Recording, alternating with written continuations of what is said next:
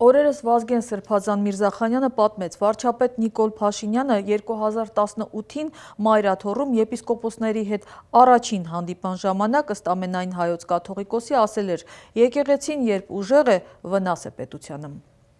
Եվ տևական շրջան է Փաշինյանը փորձում է հեռացնել կաթողիկոսին, խախտելով եկեղեցու եւ պետության սահմանադրական բաժանումը։ Նաև Հայաստանի 35-ամյա պատմության մեջ անհնար է մտաբերել նման շրջան, երբ բանտում լինեն Հայաստանի բարձրաստիճան 4 հոգևորականներ։ Դեկտեմբերի 10-ից 12-ը հրավիրվում է եպիսկոպոսատ ժողով քննության առնելու հայաստանյաց առաքելական Սուրբ եկեղեցու շուրջ վերջին զարգացումները եւ ներեկեղեցական կյանքին առնչվող հարցեր, իսկ մինչ այդ առավոտի առերեսում հաղորդաշարի տաղավարում խոսելու ենք այս թեմաների մասին։ Եվ այսպես, այսօր առերեսվում են սոցիոլոգ, կրոնագետ, աստվածաբան Վարդան Խաչատրյանը, մեր ձևով ժողովրդական շարժման անդամ իրավաբան Արթուր Դանիելյանը, շնորհակալ եմ, որ ընդունել եք մեր հրավերը։ Նախ իմ նախաբանում արվածային պնդման վերաբերյալ, փորձենք մանրամասնել, որ այս ամենը այնուամենայնիվ խախտում է եկեղեցու եւ պետության սահմանադրական բաժանումը։ Ուղղակի ակնհայտ երևում է, որ պետություն եկեղեցի, այսպես ասած, սահմանները մշուշվել են եւ քաղաքական իշխանությունն է ներգրավել եկեղեցու ներքին կարգապահական հարցերի միջև եւ հակառակը։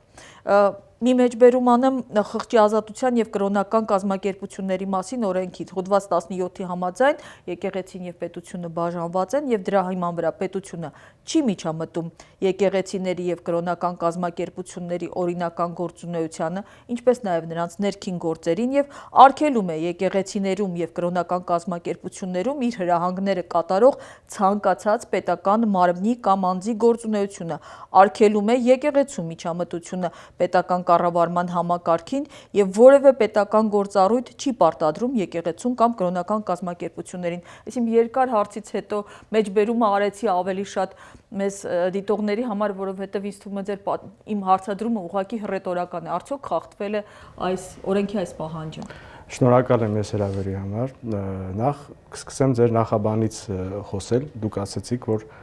փորձ է արվում վեհափառ հայրապետին հեռացնել այդ կարգավիճակից։ Այստեղ կարծում եմ պետք է մենք նաև այդ հեռացումը ոչ թե անձի դեմ ուղղված գործողություն որպես դիտարկենք, այլ ինչ նպատակ ունի վեհափառին վարկաբեկելը կամ փորձը նրան հեռացնելու։ Դա պարզապես հայ առաքելական Սուրբ եկեղեցուն թուլացնելու նպատակն է հետապնդում։ Անձի դեմ ուղղված է դա ներկայացվում, բայց բնականաբար կառույցի եւ այդ հայ ազգի, հայ ժողովրդի դարեր շարունակ համախմբող կարևորագույն կենտրոնը կազմաքանդելու նպատակն է հետապնդում։ Իսկ սահմանադրությամբ բոլորիս քաչ հայտնի է, որ հայ առաքելական Սուրբ եկեղեցուն տրված է առանձնահատուկ կարգավիճակ եւ պետությունը ճանաչել է հայ առաքելական եկեղեցու այն առաքելությունը, որը նա պետք է կատարի հայապահպան գործունեության ընթացքում, մշակութային ժառանգության եւ հոգեվոր զարգացման վարակայում։ Ներողություն եմ խնդրում փոքրիկ ռեպլիկի համար, դա սահմանադրության այն տեքստում եմ, որը հիմա փորձում եմ փոխել։ Իսկ հիմա կարծես միտումը նրան է, որ հայ առաքելական եկեղեցին դիտվի ուղղակի նույն նժարի վրա, ինչ մնացած կրոնական այլ կառույցները։ Տեսեք, սահմանադրության փոփոխությունների մասին բնականաբար բազմաթիվ մոտեցումներ իրենք ասում են, որ ինչ նպատակ է դա հետապնդում, բայց համաձայն եմ ձեր հետ, միգուցե դա էլ իրենց հիմնական նպատակներից մեկն է այդ հոդվածը այնտեղ հեռացնել ընդհանրապես։ Իսկ նույն կարգավիճակը չունի ինչպես այլ կրոնական կազմակերպությունները, այդ համոզման եմ գալիս այն պարզ ճշմարտությամբ, որ առանձնահատուկ հոդվածով նշվում է հայ առաքելական եկեղեցու գործառույթները։ Վերադառնալով այս կատարվածի օրինականությանը Կատարվածի վերաբերյալ տեսեք, նախ խոսույթում անընդհատ նշվում է, որ եկեղեցին իրավունք չունի զբաղվել քաղաքականությամբ։ Այստեղ պարզապես ուզում եմ մի հատ պատկերացնենք այլ իրականությունում, երբ պետություն եկեղեցի փոխգործակցությունը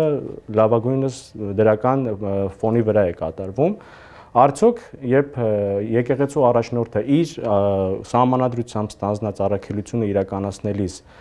դրվատանքի խոսքեր ասեր, քաղաքական իշխանությունների հասցեին, շնորհակալություն ասեր, որ օգնում են սահմանադրությամբ իրեն դրված առաքելությունը իրականացնելու լավագույնս միջոցներ են տրամադրում։ Արդյոք այդ դեպքում էլ կդիտարկվեր, որ եկեղեցին զբաղվում է քաղաքականությամբ կամ ինչ-որ քաղաքական process է դա։ Բնականաբար ոչ։ Հետևաբար այն ինչ որ հիմա կատարվում է, սահմանադրականության հետ որևէ առնչություն չունի։ Այսինքն այդ հոդվածի արկայությունը արդեն հենց նպատակ է ունեցել, որպեսզի պետական համակարգը նպաստի եկեղեցու առաքելության կատարմանը, այլ ոչ թե խոչընդոտի եւ միջամտի։ Ես այդ կապակցությամբ ձեզ էլի հարց ունեմ, բայց այդ մասին քիչ անց Պարոն ներողություն եմ խնդրում, չգիտեմ, ես գիտեմ իհարկե ձեր դիրքորոշումը, պարոն Խաչատրյան, կատարվածի սահմանադրականության վերաբերյալ, կարծում եք, որ այդպես չի, դրա համար միանգամից հարցը տամ, եթե այդպես չի, ինչու է դատախազությունը հրաժարվում գործ հարուցել Նիկոլ Փաշինյանի դեմ, գիտեք, որ եղել են հաղորդումներ կրոնական կազմակերպության գործունեությունը խոչընդոտելու եւ պաշտոնական դիրքի չարաշահման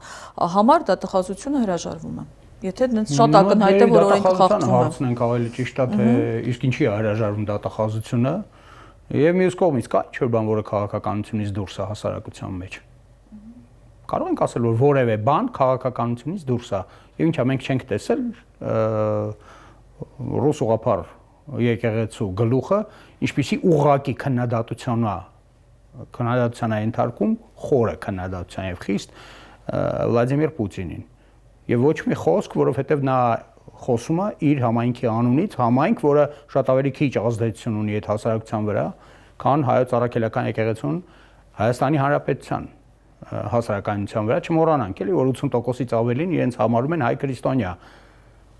Ну 90%-ից ավելին կարելի ասել, որովհետև նաև բողոքական ուղղությունների մի մասը էլի իրան համարում է հայ քրիստոնյա։ Վերջին այդ մարդիկ եւս քրիստոնյա են, բայց 80%-ից ավելին հայոց առաքելական եկեղեցու քրիստոնյաներն են եւ ծանրության կենտրոն յուրաքանչյուր երկիրը պետք է ունենա այդ ինչ խոսակցություն, այդ ինչ պատկերացում, որ ինչքան թույլ եղավ, որ թույլ եղավ, որ պետք է վերանայինք, որովհետեւ 800 տարվա շրջանակ մոտավորապես մենք չենք ունեցել պետականություն եւ այդ դոմինոյի էֆեկտը, որը առաջացել է, իր վրա կարողացել է բռնել ու պահել վերարտադրությունը երկրի զանգվածի, ինչպես նաեւ մշակութային շերտի կարողացել է իրականացնել եկեղեցին։ Չմոռանանք էլի, որ անգամ փակ գախտնի աշխարհով մեկ սփռված աներևակայելի հզորություն ունեցող 1200-ից ավելի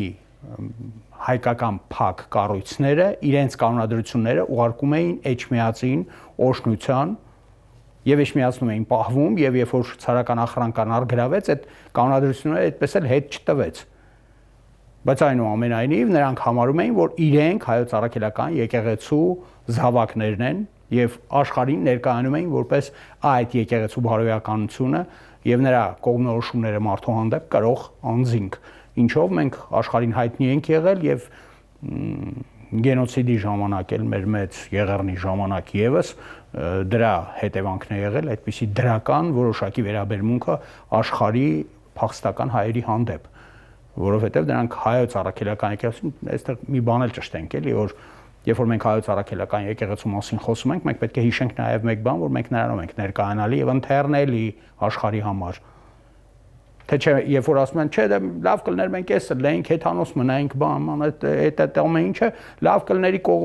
շրջանակից է, բայց երբ որ վերցնում ենք, որ եզդիները մնացել են հեթանոս, իսկ քրդերը դարել են իսլամադավան, խորությամբ չընկալելը այս խնդիրները անթույլատրելի է, որովհետև դուք վերցնում եք նշտրակը, եթե դուք կոշկակար եք, պետք չի որ էլի լավ նշտրակ օգտագործելու դեպքում ձեզ հանգարց թույլ տաք, որ սրտի վիրահատություն պետք է իրականացնեք, այդպիսի բան չկա։ Քաղաքականության մեջ հոգևորականների ներգրավվածության վերաբերյալ ես ուզում եմ հիշեցնել, որ այն 10 arczepiskoposների եւ եպիսկոպոսները, որոնք հանդես եկան հայտարարությամբ, իրենց բնդումներից մեկն էլ հենց դա էր, որ ամենայն հայոց կաթողիկոսի օրհնությամբ եւ թողտվությամբ եկեղեցականների ներգրավումը ներքաղաքական գործընթացներում, հոգևորականների կողմից հնչեցված քաղաքական կոչերն ու հայտարարությունները, քաղաքական հանրահավաքներին մասնակցելն ու կազմակերպումը անընդունելի է, դատապարտելի է եւ հարիր չէ մեր եկեղեցու ոգուն եւ կանոններին, հակասում է ժողովրդի միասնությունը պահելու մեր եկեղեցու առաքելությանը։ Այսինքն սա նշան է, որ հենց եկեղեցու ներսում այնուամենայնիվ տարակարծություններ կան այս հարցում։ Տիկին Իսրայելյան, այն ինչ որ եկեղեցու ներսում կատարվում է, այն տարակարծությունը, որը որ կա, կարծում եմ ամենավտանգավոր բանն դա բերել հանրային դաշտ։ Բնականաբար կլինեն հոգևորականներ, որոնք որ կունենան տարբեր մոտեցումներ։ Մի բան կարող եմ ասել, այսօր մեր օրենսդրությամբ հստակ սահմանում չկա ինչա նշանակում քաղաքականությամբ զբաղվելը։ Ինչա նշանակում հոգևորականները քաղաքականությամբ զբաղվելու իրավունք չունեն։ Իսկ որտեղ չեն զբաղվում է։ Միտեղ ցույց տվեք, որ չեն զբաղվում։ Իսկ օրենքից էլի մեջբերում անեմ, հա, հոդված 18-ով նույն օրենքի, որ քիչ առաջ վկայակոչեցի, կրոնական կազմակերպությունների անդամներին եւ հոգևորականությանը տրվում է հասարակական եւ քաղաքական կյանքին բոլոր մյուս քաղաքացիների հետ հավասար մասնակցելու իրավունք։ Չեն իրավունք։ ունեցել падգամավորներ։ Ունեցել ենք նույնիսկ քաղաքակուսակցության վարչության նախագահի հետ չեմ սխալվում։ Մեր տեսածը ինչի որ խոսում ենք նախնադարից։ Խոսքը գիտեք ինչին է վերաբերվում։ Երբ որ սահմանադրությամբ այդ առաքելությունը դրվում է եկեղեցու վրա, բնականաբար եկեղեցին իդեմս վեհապարի իրավունք ունի բոլոր օրինական միջոցներով պարտադրել, կոչ անել եւ հորդորել, որպիսի իրեն վերապահված սահմանադրությամբ իրեն վերապահված, նաեւ պատմականորեն իրեն վերապահված առաքելությունը ինքը կարողանա կատարել։ Եթե մենք տեսնում ենք մեր հայրենիքի մի մասի կորուստ, արդյոք դա մեր ինքնությանը չի վնասվում։ Եթե մենք տեսնում ենք մեր պատմամշակութային արժեքների նկատմամբ վերաբերմունք կամ ցեղասպանության գնահատականները ինչ որ վերափոխվում են, ուրիշ բաների են վերածվում, արդյոք վեհապարը պարտավորված չէ այս պարագայում անել իր կոչը, անել իր հորդորը եւ իր մոտեցումները արտահայտել, որպեսզի եթե խոսում ենք կոնկրետ սահմանադրության մասին, նույնիսկ սահմանադրությամբ իրեն վերապահված առաքելությունները ինքը կարողանա լավագույնս իրացնի։ Փորձեմ հակափաստար քնչեցնել։ Հասկանալի է մտահոգություն, Արցախի կորուստը, բայց այստեղ մի ուրիշ հանգամանք կա։ Միքայել Սրբազանը ռազմական հեղաշրջման վերաբերյալ հայտարարություն է հնչեցնում եւ կաթողիկոսը Մայրաթոռը իրենց հայտարարություններով պաշտպանում են Միքայել Սրբազանին, որը երբեք չի հերքել, որ ինքը ռազմական հեղաշրջման կոչ է արել, սա որքանով է տեղավորվում օրինականության շրջանակներում։ Գիտեք ինչ կա,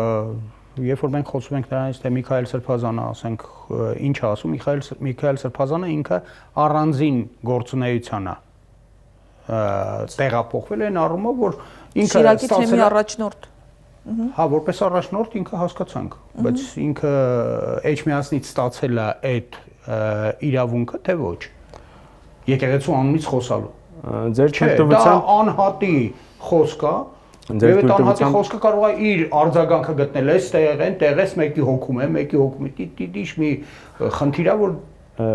կոնկրետ դեպքի հետ կապված չի ուզենա խոսել, բայց Սրբազանի խոսքից քանի որ թեման բացվեց, քրեական գործեր այսօր հարուցվում են անմեղ խոսքերի համար եւ գնահատական տալի քրեաիրավական Միքայել Սրբազանի խոսքերին եւ դա փորձել բան անել կապել համաձայնեցված լինել չլինելու հետ, կարծում եմ ճիշտ չի։ Միքայել Սրբազանը ինքը իր խոսքերը մեկնաբանել է եւ մենք նաեւ ականատես ենք եղել ոչ հոգեվորականների։ Սամվել Կարապետյանի կողմից արվել է մի հայտարարություն, որը որ իր մեջ ընդհանրապես չի պարունակում որևէ վտանգ, որևէ հակաօրինական գործողություն եւ մարդ, որը որ տարիներ շարունակ աջակից է եղել հայ առաքելական եկեղեցուն, հայ ժողովրդի ամրության ուղղված բարեգործական բավականին մեծ աշխատանք է կատարել, մենակ այն փաստով, որ ինքը պատրաստակամություն է հայտնել կանգնել հայ առաքելական Սուրբ եկեղեցու կողքին, այնտեղ նույնպես ինչ որ տարբեր հնարքներով քրեական գործ է ստացվել եւ այսօր անազատության մեջ է գտնվում եւ նաեւ այլ հոգեվորականներ, բացի Միքայել Սրբազանից, որոնք խոսքի համար գտնվում են էլի անազատության մեջ կամ ինչ որ գործողություններ են վերագրվում հոգեվորականներին, որոնք որ պարզապես աբսուրդի ժանրից է վերջին դեպքը օրեր առաջ տեղի ունեցավ Արշակ Սրբազանի վերաբերյալ, ուզում եմ ասեմ, այս ամբողջ պետք է դիտարկենք որպես հենց կոնկրետ քաղաքական շարժառիթներով հետապնդման տեսանկյունից, որովհետև ակնհայտ է, որ օրվա իշխանությունները փորձում են իրենց իշխանությունը տարածել նաև սահմանադրությամբ պաշտպանվող կառույցի նկատմամբ եւ իրենց իշխանությունը պահելու եւ ընդլայնելու ճանապարհին որևէ խոչընդոտի չեն ուզում հանդիպեն։ Լավ, ուզում եմ հիշեցնել, ինչպես էր սկզբնապես մտադիր այս պայքարը վարել Նիկոլ Փաշինյանը։ Ինքը ինչ-որ համակարգող խորհուրդ ստեղծելու մասին հայտարարություն արեց, չափանիշներ սահմանեց, թե ով է լին, ասեց, որ իհարկե օբյեկտիվորեն դրանց մեծ մասը հնարավոր չի, բայց հնարավոր է պարզել, հնարավոր է տեսնել հոգու աչքերով, մեկ էլ հիմա գոնե մեզ հիմա ոչինչ հայտնի չի, թե հոգու աչքերով ինչ է տեսել եւ կա այդ համակարգող խորհուրդը, թե չէ։ Կա այսպիսի մեկնաբանություն, իդեպ կարծեմ Նարեկ Կարապետյանն էր դա հնչեցնել, որ հայ ժողովուրդը չպաշտպանեց Նիկոլ Փաշինյանի ակցիաները եկեղեցու դեմ եւ կանգնեց կաթողիկոսի կողմից, դրսից իրենք հաջողության չհասան, հանգուցալուծմանը բերել, դրա համար գնացին ներքին հանգուցալուծման եւ ներսից է, այսինքն իրոք տեսնում եք, որ ձախողվել է դրսից բանը եւ եկեղեցին ներսից պայթեցնելու, այսպես ասած, փորձ է արվում։ Գիտեք, դա ընդհանրապես բերեք չխոսենք դրանից, եկեղեցի ներսից պայթեցնելուց, որովհետեւ դա ամենածանր բաներից մեկն է, որը կարող է տեղի ունենալ հայ ժողովրդի հետ, որովհետեւ եթե դու հոգեվոր առանցքն ես փորձում պատռել, փորձում ես նա աղճատել, դա ծանրագույն հետևանքներ է ունենալու ոչ միայն այժմ, այլև սերունդների մեջ։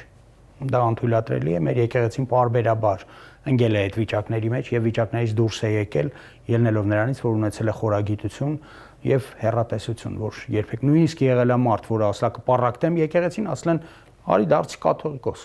Արի դու դարձի կաթողիկոս, որովհետեւ գիտեմ, որ 15, 20, 25 տարի հետո այդ մարդը չի լինելու, բայց մի պառակտի եկեղեցին։ Թեկուզ եւ այդպես։ Բայց հիմա պառակտումը փաստ չի, 10 հոգի, 10 եպիսկոպոս, arczepiskopos մի հայտարարություն արել, 27-ը մեկ այլ 56-ից, որովհետեւ եկեղեցու ներսում այդ ամենը որոշում է եպիսկոպոսած դասը, հետեւաբար ժողովը։ Այդ ժողովը ինչպիսի որոշում կընդունի մեզնից ոչ մեկը չգիտի, բայց այնուամենայնիվ այդ ժողովի ընդունածը կարող է լինել այ պարտադրելի։ Այսինքն ինչպիսին կլինի վերաբերմունքը այդ 10 հոգու հայտարարության հետ կապված, ինչպիսի կլինի վերաբերմունքը 27 հոգու հայտարարության հետ կապված, դա 100%-ով հնարավոր է միայն խոսել այդ մասին, այն բանից հետո, երբ որ այդ ժողովը կլինի եւ իր վերաբերմունքը ցույց կտա դրան։ Այդտեղ շատ տարբեր բաներ կարող են լինել, բայց կաթողիկոսը օցիալ է, նրան որևէ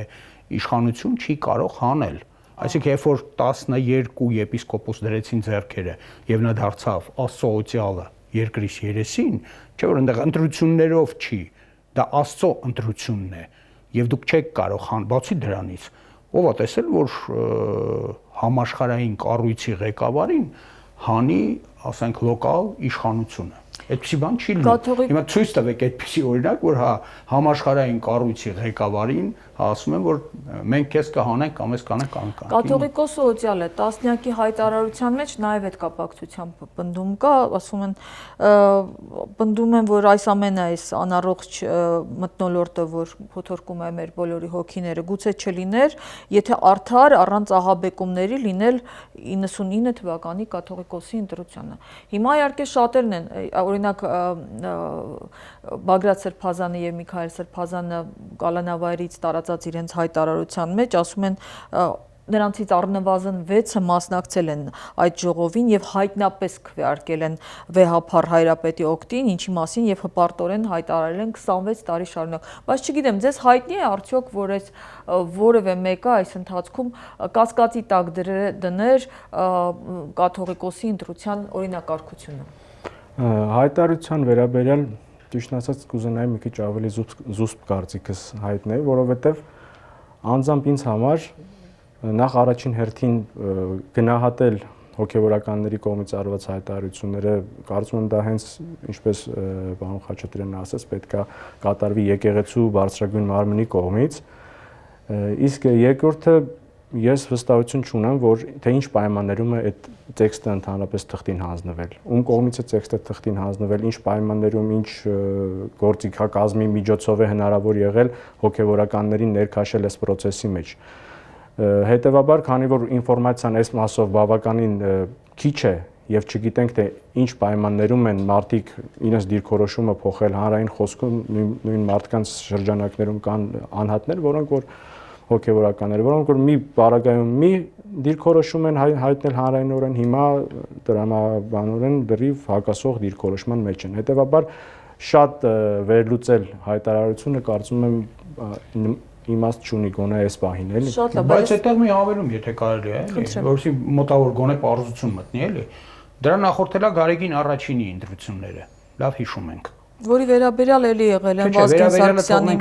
այնտեղ հաղթում էր նույն ներկայիս Գարեգին երկրորդը, այսինքն նրա ձայները անվիճելիորեն ավելին էին, քան Կիլիկիո այն ժամանակվա կաթողիկոսինը։ Բայց նա հայտարարելով, որ սա հայտարարություն է, եթե մենք շարունակենք այս բանը եւ հաղթանակ տանենք, ասենք կստացվի, որ մենք փորձում ենք պարակտումը վերացնել հայոց եկեղեցու երկու բաժնի եւ ինքը հանեց իր տեխնացությունը։ Ինչից ելնելով նա էլ ելույթ ունեցավ Հավուր Պատշաճի ներկայացնելով, որ ոչինչ չի փոխվելու, իմ եղբայրն է եւ բոլորի համար պարզ դարձավ, որ հաջորդ կաթողիկոսը լինելու է Գարեգին երկրորդը, որովհետեւ այնտեղ այդ ընտրության վերաբերյալ կան Վազգեն Սարգսյանի միջամտության վերաբերյալ գոնե վկայություններ, բայց ես չեմ ուզում մենք այդքան պատմությաններ անդրադառնալ։ Հենց Գարեգին առաջինի ընտրության վերաբերյալ եղել է։ Բայց Գարեգին առաջինի, այսինքն խոսքը վերաբերում է Անտիլիասի։ Այո։ Այն դեպքում ես ասացի, որ նա պարտվում էր հանեց, ձայները տվեց նրան, նա ինչ ճնշման մասնախոսք է այդտեղ։ Բայց ես այնուամենայնիվ ուզում եմ տասնյակի հնչեցրած պարզաբանումներից մեկի վերաբերյալ էլ փորձել մեկնաբանություն ստանալ։ Օրինակ, էլի Տեր Առաքել arczepiskopos Քարամյանը ասում է մենք մեկ ամիս շարունակ անընդհատ ամենայն հայոց կաթողիկոսին ասել ենք, հորդորել ենք, որ Արշակ Սրբազանի հարցը պետք է լուծվի, սրբապղծություն է տեղի ունեցել, անգամ չենք ասել թող կարգալույծ արվի, ասել ենք, որ եթե հնարավոր է, որոշ ժամանակով, ասենք 5-6 ամսով կասեցնի իր ծառայությունը, թող գնա զղջա ապաշխարի, վերադառնա եկեղեցի։ Ասել է փորձաքննությունն էլ եկել է, տարել են, կաթողիկոսն ասել է այդ հետազոտության արդյունքը ինձ համար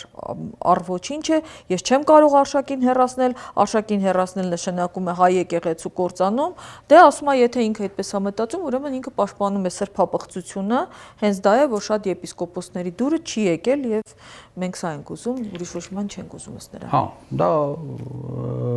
անհատի կարծիք է, հա, ձեր կարդացածը, եթե ես չեմ սխալվում։ Ինքը ներկայացրել է, որ հա այսպիսի հարցերով դիմել ենք, այս հարցով դիմել ենք, բարբերաբար դիմել ենք։ Հիմա ներկայիս կաթողիկոսը կաթողիկոսական գործունեության շատ լուրջ փորձ ունի եւ ինքը եզակի անձ է, որը ամբողջովին պատկերացնում է գոյություն ունեցող իրավիճակը մեր եկեղեցում, որտեղ եկեղեցին դա համաշխարհային կառույց է, հայոց առաքելական եկեղեցին է դա։ Ինչից ելնելով ինքը գիտի, թե ինչ կարելի է եւ ինչ չի կարելի, ինչը այս պահին կվնասի եկեղեցուն եւ չի վնասի եկեղեցուն։ Պաուզայի խնդիր այդտեղ գոյություն ունի, չնայած դրանք մի կողմ այդ ամեն ինչը գոյություն ունի նաեւ ինչ որ չափով, ինչ որ վաստակ։ Եթե ձեզ շատ հետաքրքիր է, շատ կարճ կպատմեմ, թե օրինակի համար Իսրայելում նույն Արշակ Սրբազանը, երբ որ Սրբազանել չէր, երբ որ մոտեցել է Դուք դա սավանդում եք, չէ՞, կարծեմ ժառանգավորած։ Չէ, հենց Երուսաղեմում մոտեցել են մեր այդ պարսպին Իսրայելի հատուկ ծառայությունների զորքը, այսինքն զորամիավորում։ Միայնակ դուրս եկե խաչը ձեռքին եւ բոլորին քշել են դեղից։ Ոչ մեկը ռիսկ չի արել դուրս գալ։ Հիմա ես սա ասում եմ ելնելով նրանից, որ ես գիտեմ, իր հետ էլ չունեմ հարաբերություններ, կաթողիկոսի հետ էլ չունեմ ուղղակի հարաբերություններ որպես այդպեսին, բայց քանի որ կարդացել եմ, գիտեմ ինչ ա եղել եւ դա տարուբերվել է բարբերաբար, դու չես կարող այդ ամեն ինչի վրայից հենց այնպես անցնել եւ համարել, որ չէ, դու ճիշտ ես, այս մարդիկ եկան, բողոքեցին, ասեցին եւ ոչ մեկի համար էլ այդտեղ գաղտնիք չի, էլի, որ եթե զիջեցիր եւ եթե սրվել են հարաբերությունները, ուրեմն հաջորդը դու ես դուրս գալու, էլի։ Էս էլ պարզ պատկերացնենք եւ այդ այսպես ասած մանևրները մի կողմ դնենք, էլի։ Այդ որ հաջորդը թիրախը հենց ամենայն հայոց կաթողիկոսն է, ոչ ոք չի էլ թաքցնում, տեսեք, երբ որ լրագրողները Նիկոլ Փաշինյանին ասացին, որ դուք ուզում եք ձեզ հնազանդ կաթողիկոս ունենալ, նա ասաց, որ չէ, ինձ պետք չի կաթողիկոս, որ ինձ ենթարկվի, ինձ պետք է կաթողիկոս, ով չի ենթարկվի եւ ամենօրյա ռեժիմով չի զեկուցի օտարերկրյա հատուկ ծառայության ավագ լեյտենանտներին։ Գիտեք, որ այս թեզը հիմա նոր դրվեց շրջանառության մեջ, իբր գործակալների մասին, ԿՊԱ-ականները անգամ պնդում են, որ իր պնդումները հիմնված են կոնկրետ տեղեկությունների վրա։ Ձեզ համար բացատրություն կա, որ եթե իրոք ունեն այդպիսի տվյալներ գործակալ լինելու վերաբերյալ, ինչու այդ կապակցությամբ գործ չի հարուցվում, այլ փոխարենը ինչ որ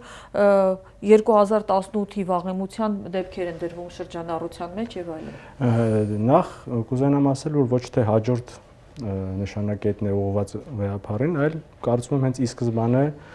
թիրախավորումը կաթողիկոսի միջոցով է կատարվել եկեղեցուն, այսինքն միշտ տրենդի մեջ ա եղել իրան վնասելը, վարկաբեկելը եւ այլն։ Ինչ վերաբերվում է ինչ որ հանցագործության մասին հաղորդում անելուն, հաղորդում տալուն, ինչ ձեր խոսքը հենց վերաբերում է հանցագործության, եթե մարդուն մեղադրում են, որ նա գործակալ է այլ երկրի եւ այլ երկրի շահերն է պաշտպանում, ցանկացած մարդուն, բնականաբար դա քրեական գործ հարուցելու հիմք է եւ ես չեմ կարծում իրենք այնպիսի վերաբերմունք ունեն այսօր մեր հայ առաքելական Սուրբ եկեղեցուն եւ նրա առաջնորդի նկատմամբ, որ միգուցե բացառություն անեին եւ այդ մասով զսպվածություն ցուցաբերեին։ Վստահաբար, ինչպես նախկինի փորձն է ցույց տալիս վերջին տարիների, մարդկանց վարկաբեկելու համար տարբեր թեզեր կարող են բերվել առաջ, հետո փորձել, գիտեք, այդտեղ մարդկանց վիրավորելու, անմեղության կանխավարկածը խախտելու, մարդկանց վարկաբեկելու ուղղությամբ օրվա իշխանությունները միշտ չեն խուսափում այդ տրամաբանական հաջորդականությունը խախտելուց։ Սկզբից կարգում են մեղավոր, սկզբից կարգում են սրբապիղծ եւ այլն, հետո փորձում են ինչ-որ տարբեր իրար չկպնող տարբեր փաստեր կպցնել իրար եւ վերջում ներկայացնել, թե իբր իրենք ճիշտ էին։ Հետեւաբար կարծում եմ սա հերթական հայտարարությունն է, որը որ սկզբից կատարվել է միգուցե նաեւ էմոցիաների տրված լինելով, հետո փորձել են ինչ-որ տարբեր առնչություն չունեցող փաստերով փորձեն սա ապացույց ներկայացնել որպես։ Բայց այս օրերին հնչեց մի հայտարարություն, որ անգամ այն իրավապաշտպաններին, որոնք ասեմ այսպես խիստ հազվադեպ են քննադատում իշխանությանը, ստիպեց բողոքի ձայն բարձրացնել։ Դա Նիկոլ Փաշինյանի այն հայտարարությունն էր, որ ես գնում եմ այն պատարակներին, որտեղ տալով Ավազանի անունով ասեց կաթողիկոսի անունը չի հնչում, երբ ես մտադիր եմ մասնակցել, մենք խնդրում ենք, որ հաշվի առնվի այն փաստը, որ մենք իրեն կաթողիկոս չենք համարում, մի դեպքում կարող է ծանոթ լինել, դա կարող է ԱԱԾ աշխատակից լինել, մյուս դեպքում կարող է որևէ տեղ աշխատող չլինել, երրորդ դեպքում կարող է ծանոթ լինել, չորրորդ դեպքում կարող է բարեկամ լինել, հինգերորդ դեպքում իմ օգնականը եւ այլն եւ այլն։ Ասում է, այսինքն ինքը ուղղակիորեն բաներ է, որ ԱԱԾ-ն հրահանգավորում է քահանաներին, պատարակիչներին հնչեցնել թե չհնչեցնել կաթողիկոսի անունը։ Այսինքն էլի պիտի հարց տամ, այսինքն որքանով է սա բխում օրենսդրությունից, որ որևէ պաշտոնատար անձ, հատկապես իրավապահ մարմնի աշխատակիցը ունի լիազորություն, որը պահանջի թվում անունը տալ կամ չտալ։ Հայոց առաքելական եկեղեցու դավանորդ են գնում ասում։ Չէ, ոչ թե այս անգամ դա չի ասել։ Այդպես այդ մի անգամ կարողա չի ասել, հետո տվել է այդպիսի մի բացատրություն, որ հա իր վերաբերյալ, հա։ Հա, ԱԱԾ-ից է, բայց այնուամենայնիվ այդ մարդը հայոց առաքելական եկեղեցու դավանորդ է, բայց այդ բոլորը դրանք մի կողմ էլի, գիտեք, այստեղ կա շատ ավելի մեծ մի բան, որը հենց դրա հետ է ուղղակի կապված։ Հայոց առաքելական եկեղեցին դա բրգաձև միաբևեռ կառույց է։ Հիերարխիկ։ Որպես այդպիսին բուրգի գագաթը չի կարելի պոկել, որովհետև երբ որ բուրգի գագաթը պոկվեց, բուրգը սկսում է քանդվել, որովհետև բոլոր ուժագծերը գալիս կանգնում են այդտեղ։ Պարբերաբար տեսել ենք, որ հայոց առաքելական եկեղեցու դեմ ուղղված գործողությունները կլինի դա քարոզչություն, կլինի դա ինչ որ միջոցառումներ, իրենց մեջ ներառել են հայոց առաքելական եկեղեցու կաթողիկոսի դեմ ուղղակի հայտարարություններ, եղել է դա արտասահմանում էլ, եղել է ներսում էլ։ Հիմա այսօր մեր իշխանությունները ինչից ելնելով են ուզում վնասել հայոց առաքելական եկեղեցուն։ Այսինքն եթե դու պոկեցիր այդ վերին հատվածը, ուղղակի հիշեցնեմ էլի, որ ծանր բան եմ ասում, բայց 99 թվականի այդ հոկտեմբերի 27-ը եւս բուրգի գագաթը հատել էր նշանակում, որի փլուզումը ուժագծերի մինչև հիմա շարունակվում է։ Ինչն է պատճառը, որ այս կեղծ օրակարգով, որովհետև նրա հետաքրքրվածությունը հասարակության մեջ չնչին տոկոս է։ Այսինքն ով է հետաքրքրվում, թե լավ ընդհանրապես ունեն, չունեն, եղել է, չի եղել։ դրանք միայն բամբասանքի շրջանակի հետաքրքրություններով մարդիկ են, դրանց տոկոսը չնչին է։ Մենք այսօր չունենք ուրիշ կարևորագույն հարցեր, որոնք օրակարգի առանց կհանդիսանան, եւ առանցքային հարցը սա է, ինչն է պատճառը, որ այսպիսի անհասկանալի տեղաշարժ ոչ միայն տատանում, այլ այսպիսի բացահայտ անընկալելի անցում է տեղի ունենում։ Պատճառների մասին քիչ են, բայց մեր շահերի դեմ, մեր հայ ժողովրդի շահերի դեմ։ Պատճառներից մայելի, տեսեք, Ինչի անվտանգությունից չի էլի այդ օրակարգը։ Շատ ակնհայտ է, որ այս ընթացքում օգտագործում են տեղեկություններ, որոնք վարչապետին այս անգամ հենց ի պաշտոն է տրամադրել է ԱԱԾ-ն։ Ակնհայտ է, որ հավաքել է ԱԱԾ-ն ինչ-որ տեղեկություններ, գաղտնալսել է եւ զեկուցել է վարչապետին, եւ այս տեղեկությունները ավելի վաղ հայտնի դարձան, քան սկսեցին իրավական գործընթացները։ Նորմալ իրավական պետության մեջ այս ամենը չպիտի քննության առարկա դառնար, որ փաստորեն ինչ որ ես շատերը բան արեցին, հիշեցին կագեբեական մեթոդները։ Հենց ձեր նշված երևույթները խոսում են նրա մասին, որ օրվա իշխանությունը իր ղեկավարի միջոցով ոչ թե որպես հավատավոր հայ քրիստոնյա է այս process-ին մասնակցում եւ իրենց խոսքերով փորձում ապաքինել եկեղեցին, այլ հենց կոնկրետ վարչապետի պաշտոնը օգտագործվում է այդ նպատակին հասնելու համար։ Իսկ այն խոսույթը, որ ԱԱԾ աշխատակիցներ կարող են լինել ոստիկանության աշխատակիցներ, օգնական եւ այլն, կարծում եմ միտում ունի մեր հասարակությանը եւս մեկ անգամ մոլորության մեջ մտցնելու, որպեսզի իրավական մշակույթը, իրավագիտակցությունը դեգրադացիա ապրի։ Այսինքն սովորական քաղաքացին, որը որ չունի հետաքրքրվածություն ուսումնասիրելու իրավական ակտերը կամ իշխանությունների կարգավիճակը եւ այլն, իրենց տեսնեն որպես միանձնյա երկիրը կառավարող ուժ։ Դա կլինի իրենց իշխանությունը տարածելով օրենսդիր, դատական իշխանությունների վրա, թե այս պարագայում արդեն եկեղեցական իշխանության վրա։ Այսինքն մարդկանց մոտ այս ամեն ինչի արդյունքում կարող է ձևավորվել տպավորություն, որ բնական է, դե երկրի վարչապետն է, ԱԱԾ-ն իրան է ենթարկվում, բնական իր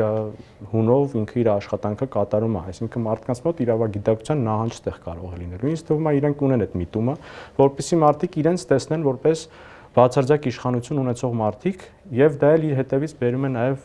վախի սերմանում, որպեսզի չկարողանան բարձրաձայնել այն անհանգստությունները, որոնք ունեն, որպեսզի չկարողանան պաշտպանել իրենց արժեքները, այլ բարձրագույն արժեք եւ իրական քրիստոնեությունը ոնց որ հասարակությանը ներկայացնող մարմինը տեսնեն քաղաքական իշխանությանը։ Զրույցի վերջում հենց այդ դուք ասում եք որն է պատճառը, որ այս ամեն ինչը կատարում է, ես մի երկու պատճառի կանդրադառնամ, կարող եք դուք երրորդը առաջան։ Տեսեք, սոցիոլոգիական հետազոտությունները ցույց են տալիս, որ ամենաբարձր գոհունակությունը վայելող կառույցները Հայաստանի զինված ուժերը եւ հայ առաքելական եկեղեցին են։ 79%։ Այո, եւ Հայաստանյան առաքելական եկեղեցին որպես ինստիտուտ ունի եռապատիկ ավելի բարձր հեղինակություն կան կառավարությունը։ Արդյոք այս վարկաբեկման արշավով նպատակ չի դրվում թույլատրել հայ առաքելական եկեղեցու հեղինակությունը, որպեսզի համախմբման որևէ օջախ չլինի։ Հիշեցնեմ ավելի վաղ հենց զրույցի սկզբում ասած դեռ 2018-ին հայտարարած համոզումը, որ ուժեղ եկեղեցին վտանգավոր է համարում պետության համար։ Մենք արդեն անդրադարձանք դրան, ես չեմ ուզում անդրադառնամ այդ ուժեղ եկեղեցին եւ այլն, եթե ուժեղ եկեղեցի չլներ, բյուզանդական կայսրությունը փլված կլներ արդեն 7-րդ դարում։ Եկեղեցին է ուղղակի դուրս եկել, պահել, կայսրին դուրս բերել, խաչ վերած տոնը մենք որ նշում ենք, մինչև հիմա դրա հետ է կապված։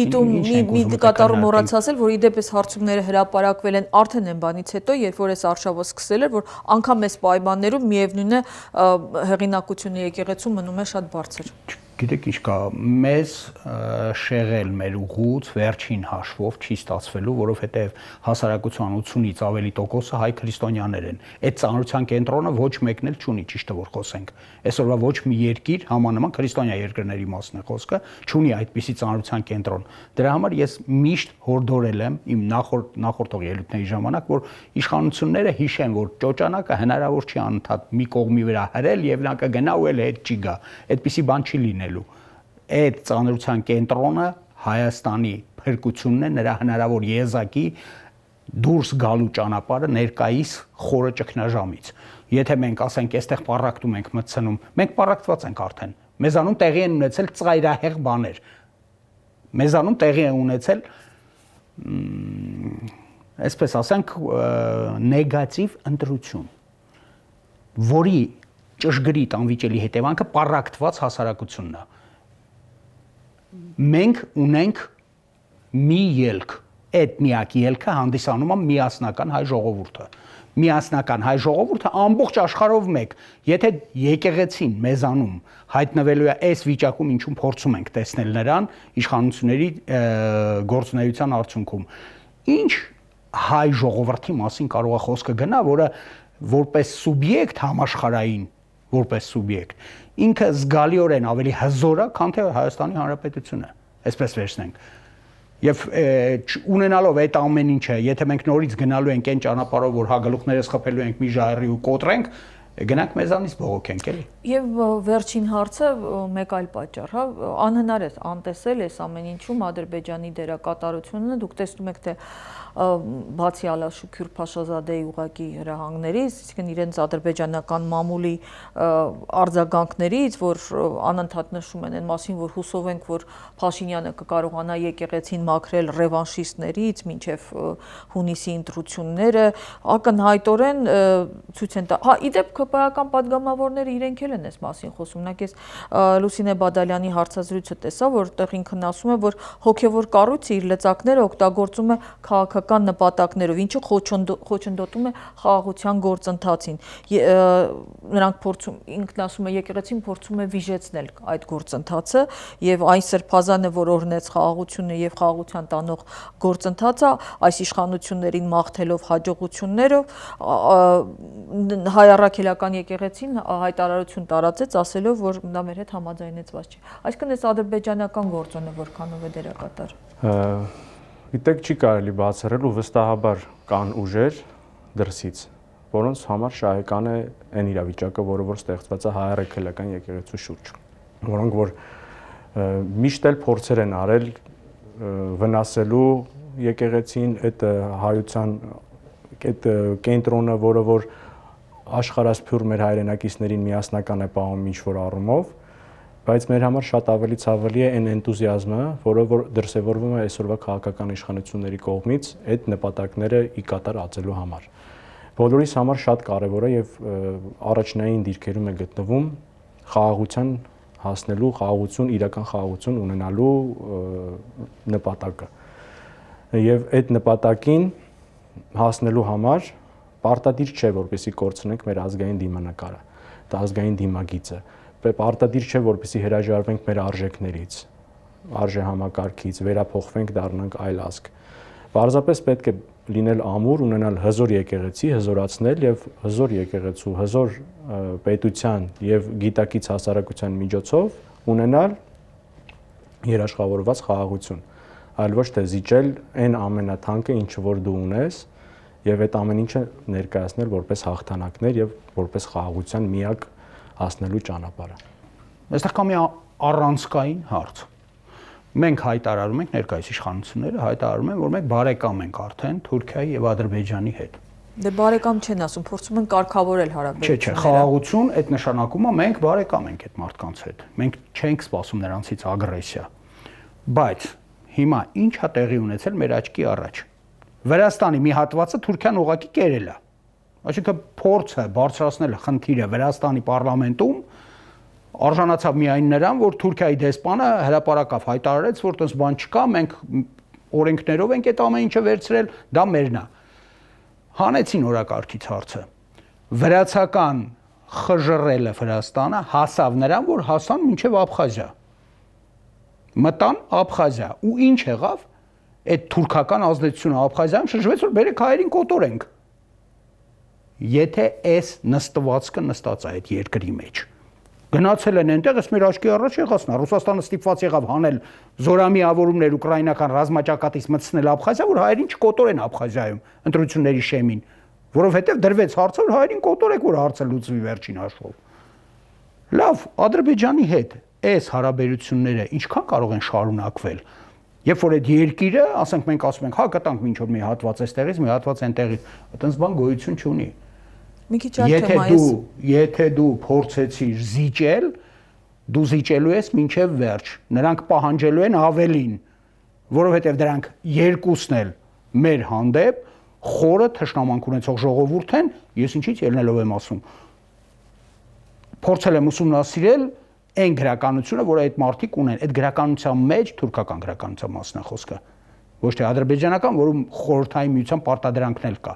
Թուրքական գրականության մեջ մի հատ դրական հայի կերպար չես գտնի։ Չկա։ Շատ լավ, շնորհակալ եմ մեր հրավերը ընդունելու համար։ Հիշեցնենք, որ առավոտի տաղավարում այսօր առերեսվեցին մեր ձևով ժողովրդական շարժման անդամ իրավաբան Արթուր Դանիելյանը եւ սոցիոլոգ, կրոնագետ եւ աստվածաբան Վարդան Խաչատրյանը։ Առերեսումը վարեց Աննա Իսրայելյանը։